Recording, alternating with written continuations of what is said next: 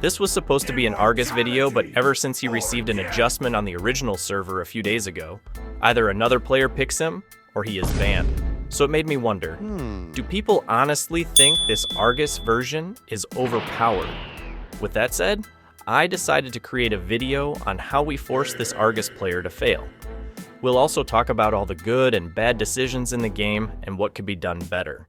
Instead of banning Argus, I either wait to pick him, or let the opposing team pick him, and then I will pick a counter.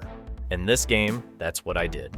Remember that Argus is only good as a counter pick, since he is capable of defeating or making a lot of heroes borderline useless. However, he can be countered by a lot of heroes. Heroes with incredible mobility and survivability, such as Hilda, Joy, and Julian, or any hero with similar or comparable skill sets, can give most Argus players a hard time. In my case, I picked Hilda. Usually I also choose Vengeance. Instead, I selected Sprint because it is an excellent battle spell against Argus. If used properly, Argus won't be able to do anything against Hilda. Remember that it's not just items you should be choosing based on the situation and lineup. The same also goes when it comes to choosing your battle spell. After cutting the lane, instead of going back, I should have checked the purple buff. After all, the enemy jungler was Layla. Bullying her would have been very easy. As for the Argus player, he had the right idea of preventing Hilda from cutting the lane. If I was successful, that could have given Hilda one level advantage over Argus, which I could have taken advantage of when it came to lane freezing. However, because of Hilda's advantage in the early game, Argus lost a lot of HP. Instead of hiding there, Argus should have hidden in the bush further away from the jungle. Argus can always use his first skill to close the gap quickly, so hiding in a bush a bit further out was not a bad idea. Doing so would have prevented Hilda from gaining HP in the bushes, removing one of Hilda's advantages. Instead of camping in one of the bushes away from the minions, the Argus player should have taken advantage of the fact that I was taking the crab. Maybe he was hesitant to go to the lane since two of my allies were missing.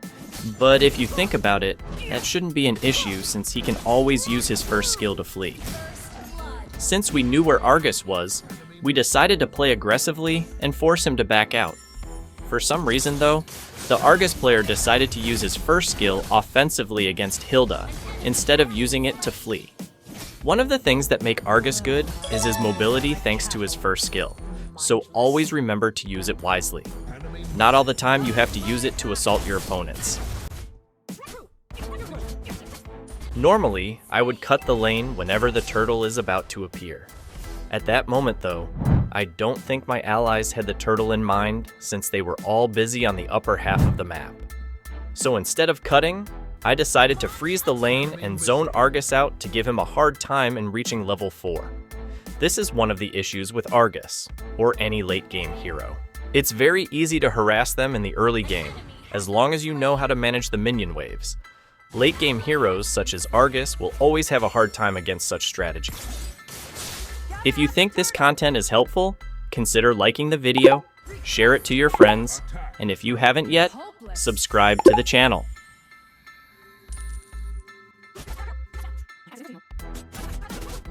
Since we prevented Argus from gaining experience and gold efficiently, he was forced to stay on the lane in order to gain resources, preventing him from providing help to Novaria and Layla in securing the turtle.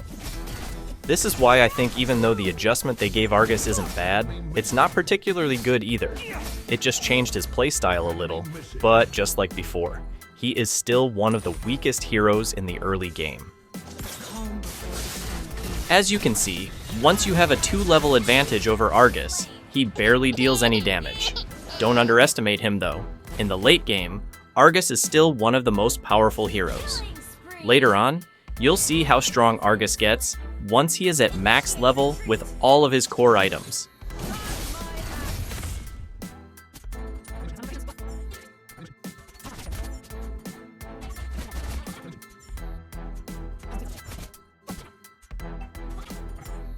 When you are playing Argus and you are getting manhandled by the opposing XP laner, don't hesitate to get resources from the mid lane or even the less important jungle creeps. Just be mindful of the XP lane though. After all, you still have to defend it.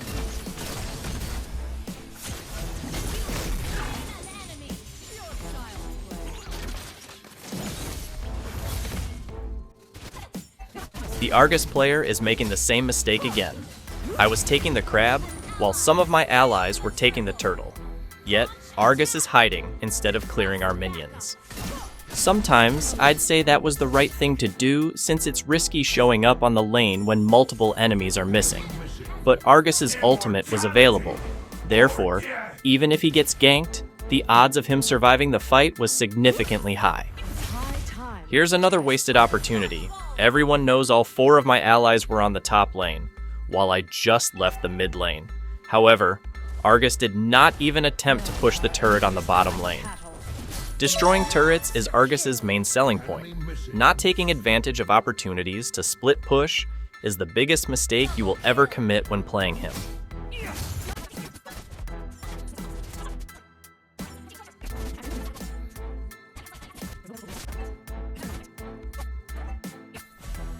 Normally, I stop lane freezing around the 5-minute mark. However, my teammates were doing a great job on their own, so I decided to extend it beyond 7 minutes to further prevent Argus from gaining too much gold and experience. What? What the fuck? Try your best to identify enemy positions based on what you see and cannot see on the minimap. At that moment, I noticed that Argus was not on the bottom lane, nor the bushes and their turret. He also wasn't on the top lane. He also was unlikely to be camping for an ambush since he was underleveled, so I predicted that he was most likely jungling. Clear a path, or catch my horn.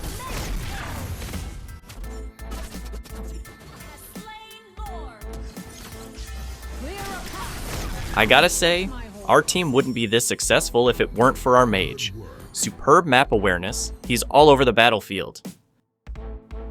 Just a gentle reminder, in case you haven't yet, consider liking this video, share it to your friends, and if you haven't yet, subscribe to the channel. It's not always useful, but consider buying roaming boots as soon as the game reaches the 8-minute mark. The penalty for wearing roaming boots is completely removed after 8 minutes, so using it can be useful in case the game extends further beyond the average duration. It does not cost extra gold and has 0 negative impacts, so might as well buy it.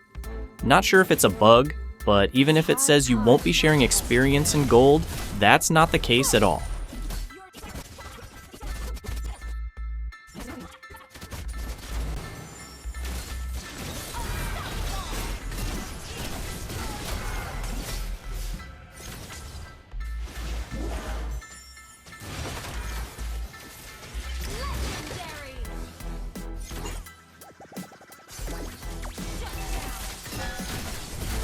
As you can see, I was still able to gain experience and gold despite wearing roaming boots while surrounded by my teammates.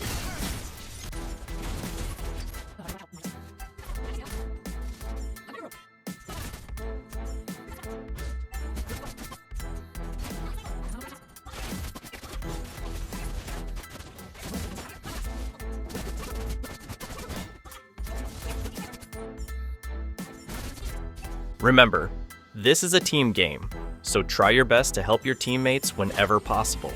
Sometimes, that means protecting them even if you are not the support. Initiate retreat. Why so grim? Before I forget, this was the emblem configuration I had in the game. This was designed specifically to make it very difficult for Argus to thrive during the laning phase.